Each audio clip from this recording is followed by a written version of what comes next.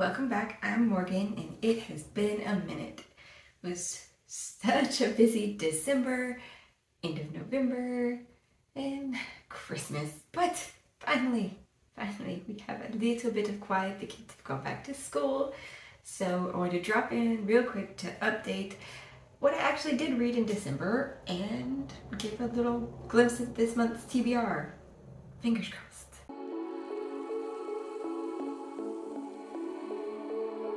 The first book I read in December was The 12 Days of Christmas by Debbie McComber.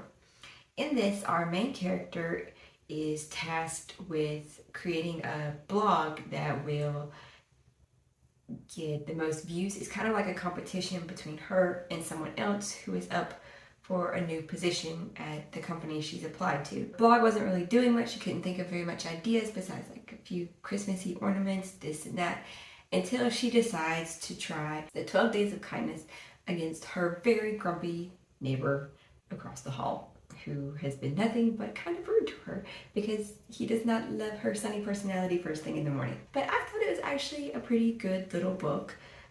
Well, little, it was maybe about 400 pages, but definitely a good book to get December started. Next, I read A Memory of Light to finish my Wheel of Time reread. And I am so proud of myself. I did not actually cry this time. I definitely teared up a few times because, yeah, things. I can't talk too much about this one because it is the conclusion to the whole series and it just wrapped things up wonderfully.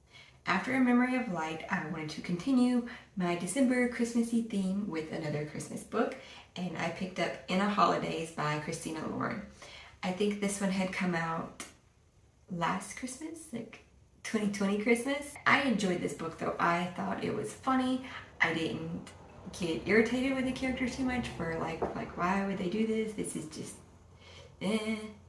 I saw like what was happening is kind of like a realistic how one would react to this sort of situation. Our main character and the perspective you follow through the book is Maylin Jones. The book starts out on December 26th after a horrible drunken decision, and as the morning's events unfold and there's bad news and pretty much a horribly sad Christmas ending, and as she's leaving with her family from their vacation spot, she just makes a plea to the universe to what is she supposed to do with her life, why is it sad.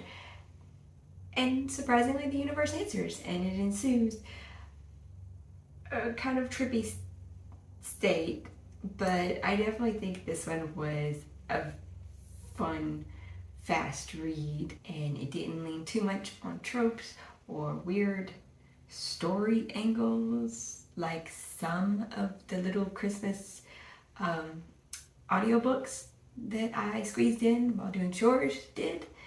Those that are only about like 2 hours of audiobook. Everything happens really, really fast. But that didn't happen with this one. In a Holidays, it takes place over, many days and many days.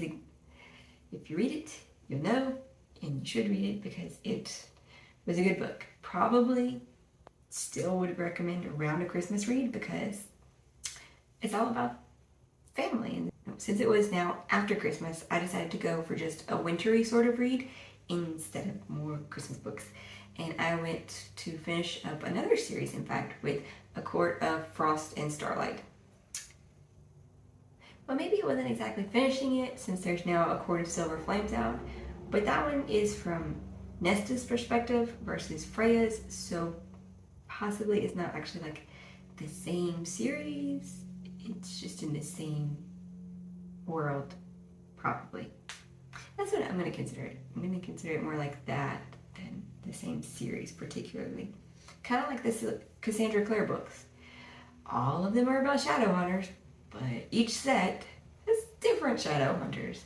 This was definitely different than the other books in this series. It was a little bit shorter, for sure. It was also maybe more somber, because this takes place after a few months or half a year maybe after the events in the third book. And so it is everyone dealing with the fallout kind of what happened, dealing with the events in their own way. And this one actually gives you several different perspectives of our main group of characters. Like, it's not just Freya or Rhysand in this one that you get to see from. It is Cassian and more Nesta. Nesta does make one appearance as well from her perspective, and that one was very sadness to say the least. And this, I guess, will also be setting it up for the next book. So I will be reading that sometime this year, probably when I can work it in. But overall, I think it was really well written. I think the way that she handled them, handling their emotions, was pretty good. It was pretty true to, I think, how most people would deal with these sorts of situations.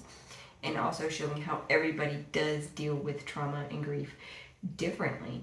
I think that was very well done. And it was also slightly heartwarming because it was the group getting together for their winter solstice, which was like their kind of Christmas, as they exchanged gifts and were just trying to be able to come together and have this one time as a family again. And I liked it. I've overall enjoyed this series very much, and I'm glad that I did finally pick it up. So that was everything that I got through in December. Hopefully I did not rattle on too long for that part. So on to January. For the first book I'm going to read this month is 20 Years Later by Charlie Donnelly. This I received from Goodreads as a giveaway. It was sent to me by Between the Chapters. It said it was an ARC since it didn't actually come available for sale until December 28th. So I did get it a little bit before it would have hit shelves, but you can go pick it up now. This story is centered around a mystery that happened the summer of 2001. The main suspect in that murder was actually in the Twin Towers on 9/11. And now, 20 years later, she has been identified through DNA testing that is being done at the New York OCME lab. And our main character is a news magazine journalist. She's a TV anchor, but they say it's a news magazine show. So, there. And the other lead perspective that you get is the original detective from the case as they work together to try to piece it through. It sounds pretty interesting. I like mystery stories. So this was my first book, and I will try to do the review video on it later to be able to put up after this one or in conjunction, since my other book is an audiobook that came off hold from my library. I'm going to go ahead and read Shadow of Night. It is the second book in the All Souls trilogy by Deborah Harkness, I want to say. I was so on a discovery of witches. It took me a minute to read it because I got kind of bored at some parts.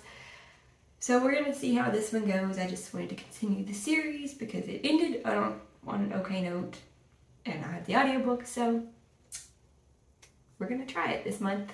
Wasn't planned, but my hold came in. So the next book that I'm planning on reading after my audiobook is King of Battle and Blood, which was our December Unplugged book of the month. I really can't wait to dig into this.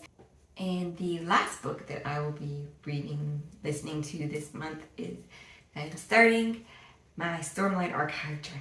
I'm going to start The Way of Kings after I finish King of Battle and Blood, and I've already got the audiobook copy, and I'll probably pick up the physical copy as well from the library. And I am super excited to finally start these books. As everybody has said, this is like their favorite Brandon Sanderson series, and I love Mistborn, and I really liked Starlight when I started reading that one, and I will continue that one as well at some point. But I'm so excited to start Stormlight Archive and see. Oh my gosh, I just can't wait. So I hope you guys are going to have a great January reading, and I will talk to you soon.